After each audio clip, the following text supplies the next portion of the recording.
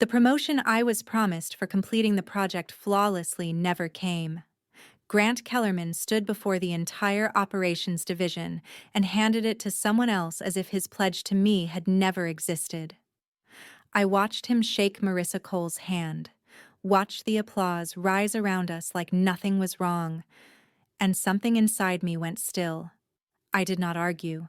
I did not cry. I waited until the meeting ended, walked back to my desk, and typed a 2-line resignation.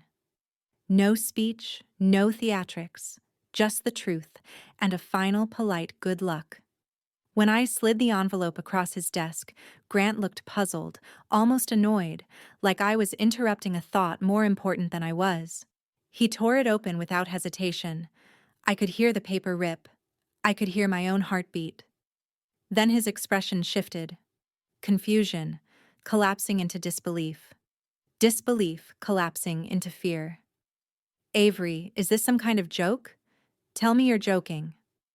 I stood there, hands steady at my sides. I am not joking. He pushed back from his chair, the legs scraping against the floor. You cannot leave. Not after everything you have been managing. You are the only one who understands the Aurora retrofit workflows.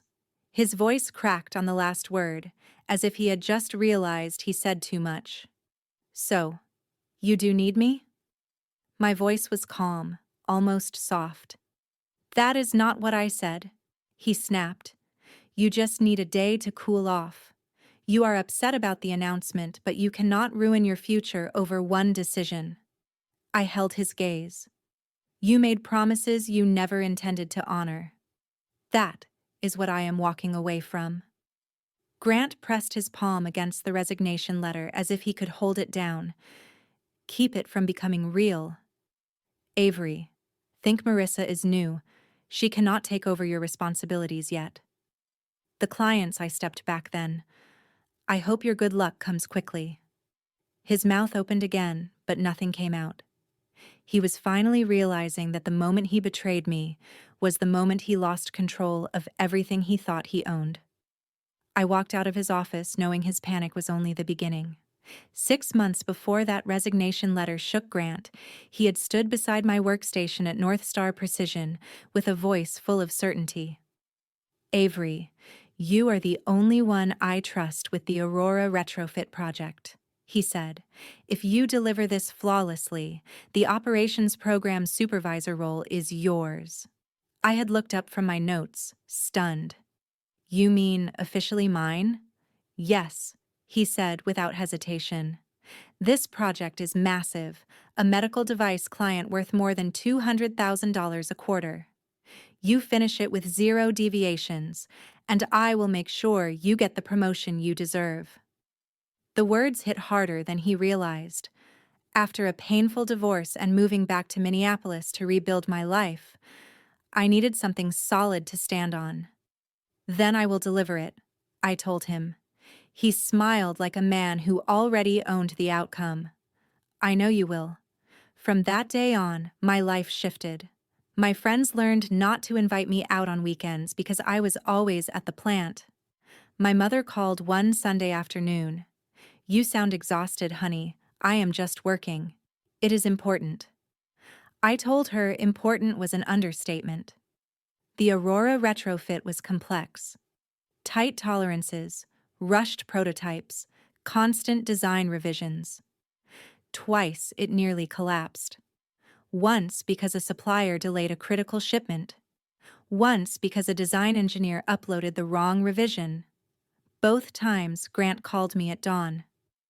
Avery, fix this, he demanded as if I were the only person in Minneapolis capable of holding the entire project together.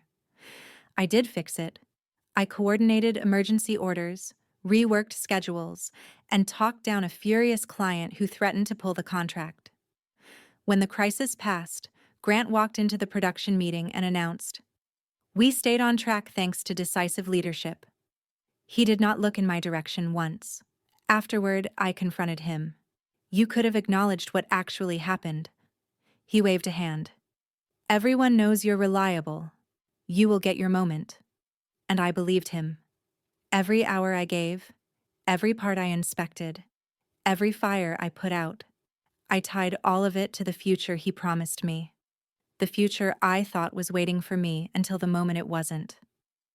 By the end of the 4th month, the Aurora retrofit project was flawless. Every tolerance hit. Every delivery landed early. Every audit passed. When the client's quality director called, she asked for me by name. "Avery, you saved this rollout," she said. "We have never seen a retrofit run this clean. I am sending a formal thank you letter to your leadership." I felt something warm settle in my chest. Thank you. It means more than you know. The letter arrived 2 days later. Grant opened it before I did. "Good work," he said, waving the page casually. "I will include this in our quarterly report." I reached for the letter, but he folded it and slipped it under a stack of his own documents. "Grant, I would like a copy of that." "I will forward it," he said, already turning toward his office. He did forward it, but later. When I walked past the conference room and saw him reviewing his report, I noticed my words, my process outlines, my notes, my timelines woven into paragraphs under the heading Leadership Achievements. My name appeared only once, buried in a footnote. I stepped inside. "You are presenting my work as your own." He did not look up. "I am presenting the department's work. Do not get hung up on formatting. It is not formatting. It is credit." He exhaled sharply. "Avery, please. The promotion conversation is coming. Everything will make sense then." I wanted to believe him. For months, coworkers had been nudging me with quiet smiles. "You are next," one machinist said. "Everyone knows it." On the morning of the division meeting, several engineers stopped by my desk. "Good luck today," one of them said. "You earned this." I smoothed the front of my blazer. "Thank you. I'm ready." I was ready. I had done everything he asked, more than he asked, more than anyone had expected of me. When I walked into that meeting, I thought I knew what was coming. I thought perfection would finally be enough. Grant stood at the front of the room with the same rehearsed confidence he used for every major announcement. "Before we begin," he said, "I want to recognize someone who will be stepping into a crucial leadership role." I straightened in my chair. "Marissa Cole," he continued, "will be our new operations program supervisor." A murmur swept through the room. Marissa, who had joined North Star Precision less than 2 months earlier, blinked as if she herself needed a second to process what she had heard. She stood up, smoothing her blouse. "Thank you, everyone. I am excited to, work closely with the Aurora systems and all the machining deliverables. I have been reading up on the retrofit metrics, and I think there is a lot of potential for synergy." Someone coughed. An engineer stared at his shoes. She did not know the terminology, the workflows, or even the right department names. Yet she kept speaking, unaware of the discomfort rolling across the room. When she finished, Grant led the applause. He looked proud. Proud of her, proud of himself. My hands stayed still. After the meeting, 2 veteran technicians approached me quietly. "Avery," one said, "that should have been you. Everyone knows." The second nodded. "We are sorry. This is wrong." I forced a smile. "Thank you for saying that." Grant intercepted me before I could leave. "Avery," he said, placing a hand briefly on my arm, "be a team player. Help guide her." "Okay." She is still adjusting to what I asked. He lowered his voice. "Do not make this difficult. Marissa has strong support from headquarters. You understand how these things work." I stared at him. He did not flinch. He did not apologize.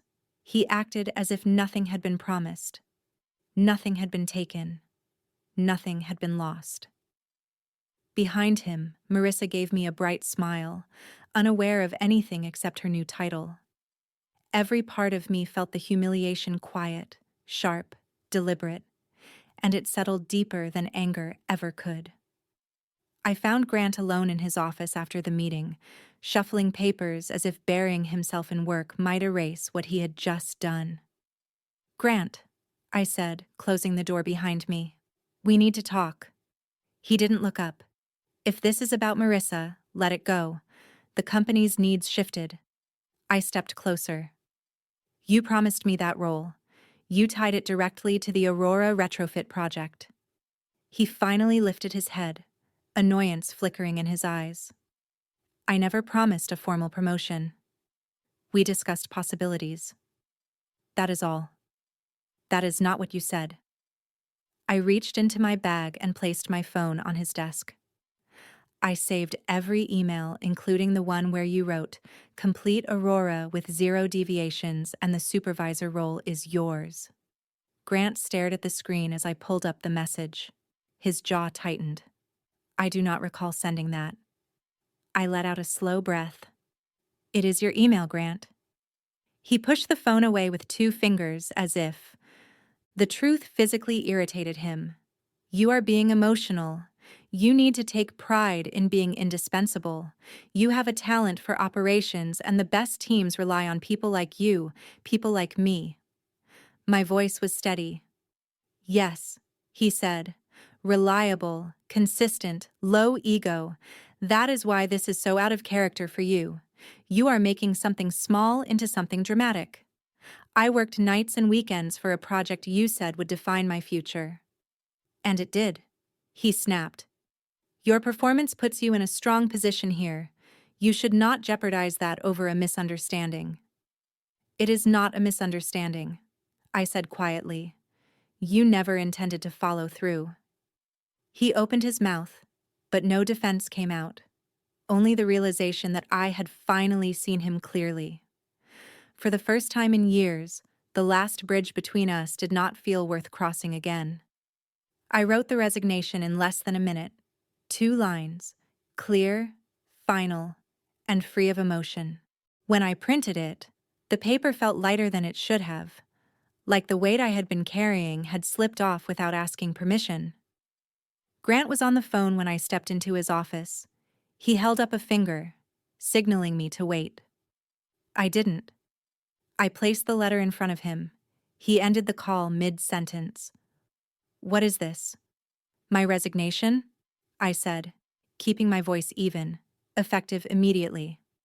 "Good luck, Grant." The words hit harder than any argument could have. He blinked as if he needed time to process a reality he never expected. "Avery, stop. You are not doing this. You are upset. Sit down." "No," I said. He tore the letter open, eyes darting across the page. "This is ridiculous. You do not quit over one decision." It was not one decision. I said it was every decision that led here. His denial came fast. "You are overreacting. We can fix this. I can adjust responsibilities. Maybe move you into a senior coordinator role." "No." He pushed back from his desk so abruptly his chair hit the cabinet behind him. "You cannot walk out. You are essential to Aurora. Marissa is nowhere near ready. The clients depend on you." "That sounds like your problem, not mine." Panic flashed next, sharp and unfiltered. "Avery, be reasonable. Think about your future. Think about stability. No other firm will hire someone who quits under pressure." There it was. The intimidation. The last card he thought he could play. I stepped back toward the door. "I am not the one under pressure." "Grant." His voice rose, anger replacing fear. "If you leave, do not expect a reference from me. You are burning your own career. I think I will be fine." He stood there gripping the paper, breathing hard as if he finally understood what he had lost. I turned and walked out without waiting for anything else. For the first time in years, my mind felt quiet, clear, free behind me. Grant's voice didn't follow. His panic stayed in the room, and I left it there. I had been gone for only 3 days when the first message reached me. It was from Marissa. "Avery, do you have a second? I'm trying to interpret an engineering change order, and I think I am reading it wrong." I stared at the screen.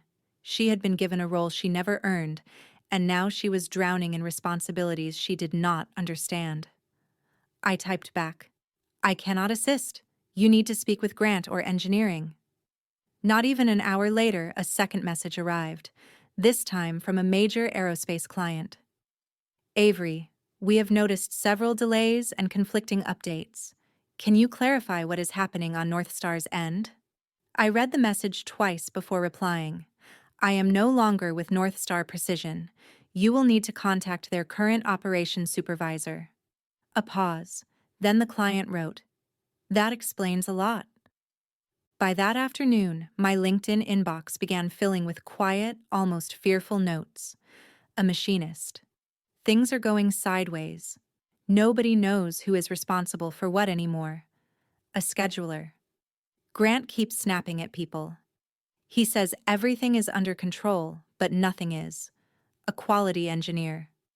Marissa asked me what a deviation report is. I thought she was joking. I did not respond to any of them.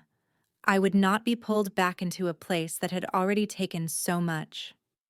The next morning, another message came in.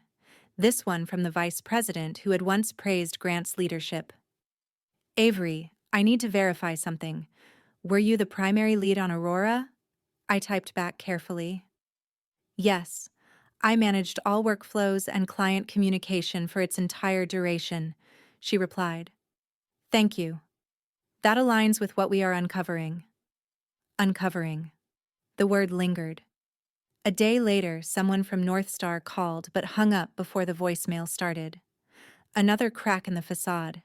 Grant was still trying to make the lie hold, but the weight of everything he built on my back was beginning to break loose, piece by piece. The call came on a Wednesday morning, 2 weeks after I left North Star Precision. I didn't recognize the number, but I answered anyway. "Is this Avery Rhodes?" a calm voice asked. "Yes, it is. My name is Daniel Soren, director at Summit Craft Machining. We were given your name by a medical device client who spoke very highly of your leadership on the Aurora retrofit project." I sank into my chair. "I appreciate that. I am no longer with North Star. That is exactly why I am calling." He said, "We have an opening for a program lead in operations, real authority, autonomy, and fair compensation. I would like to discuss it with you if you are open." I let out a soft breath. "You want an interview?" "No," Daniel said. "I want you. The client said you carried work worth more than $200,000 without a single deviation. People like that do not appear often." The directness stunned me for a moment. I could not speak. He continued, "If you are interested, we would like to bring you in this week. I believe you will find Summit Craft different from where you came from." After we set a time, I stared at my reflection in the dark screen of my laptop. I wasn't hesitating because I doubted them. I hesitated because I finally understood how low North Star had kept the ceiling above my head. During the interview, Daniel asked one question that cut straight through me. "What do you need in order to thrive?" No one at North Star had ever asked me anything like that. By the end of the afternoon, they offered me the position. "I accept," I said, surprising myself with how steady my voice sounded. My first week at Summit Craft passed without a single emergency call. No late-night texts, no sudden crises, no dread creeping into Sunday evenings. I felt like a person again, not a patch for everyone else's mistakes. But I also knew peace never lasts long when the past still has loose ends. 3 months into my new role at Summit Craft, I received an email from an unfamiliar address at North Star Precision. The subject line read, "Internal Audit Inquiry." I almost deleted it, but something told me to open it. "Ms. Rhodes," the message began. "We are reviewing several inconsistencies in quarterly reports tied to the Aurora retrofit project. Your name appears repeatedly in our document trail. We request a brief call." I replied with a time, expecting a tense conversation. Instead, the auditor, a man named Calvin Brooks, sounded almost relieved when I answered, "Thank you for speaking with me," he said. "We have found mismatched data in Mr. Kellerman's submissions. We need to confirm who managed specific workflows." "I managed all of them," I said. "Every schedule adjustment, every supplier correction, every quality deviation." Calvin paused. "That helps clarify a lot." "What exactly is happening?" I asked. He exhaled slowly. Grant reported inflated budget numbers, shifted timelines to protect his own metrics, and listed several process improvements under his leadership. "But the supporting documentation points to you." I kept my voice calm. "I can provide full records." "Please do," he said. "Your transparency will be critical to this review." I spent the evening sending organized files, emails, logs, audit sheets. Nothing rewritten, nothing embellished, just the truth. 2 days later, Calvin called back. "The board has been informed," he said, "and there is something else." Marissa admitted she was placed in the supervisor role due to pressure from headquarters. This opens another layer of review. I leaned back in my chair. I had no part in any of that. "We know," he replied. "Grant will be facing formal hearings." I ended the call feeling neither vindicated nor angry, just settled. Grant had built a career on borrowed credit, and now the debts were coming due. The final update from North Star arrived on a Monday morning, tucked between routine emails about machining schedules and supplier quotes. I opened it without emotion, the way you might open a letter from a life you no longer belong to. The message was brief. Grant Kellerman has been terminated following confirmed fraudulent reporting. He is prohibited from holding leadership positions in manufacturing for 3 years. Daniel, my director at Summitcraft, noticed the way I stopped typing. "Everything all right?" "Yes," I said. "Just closure." Another email followed shortly after, this one from Marissa. Her tone was quiet, stripped of the breezy confidence she once carried. "Avery, I have been reassigned to an entry-level compliance position. They said I need proper grounding before taking on responsibility again. I wanted to tell you I am sorry. I should never have accepted that role the way I did." I replied simply. "I hope you learn what you need to grow," she wrote back. "I intend to later that week." A letter came through the mail room at Summitcraft. 2 former engineers from North Star had signed it.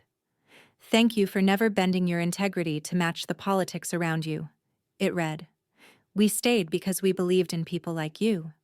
We hope your new team sees your worth in ways ours never did." I folded the letter fully and placed it in my drawer. No triumph, no bitterness, just a quiet truth settling into place. Grant had not been undone by me. He had been undone by the shortcuts he believed no one would ever notice. At Summitcraft, I stepped into a new role leading a multi-million-dollar operations program. My team listened, respected the work, and treated me like someone who belonged at the helm, not in the shadows.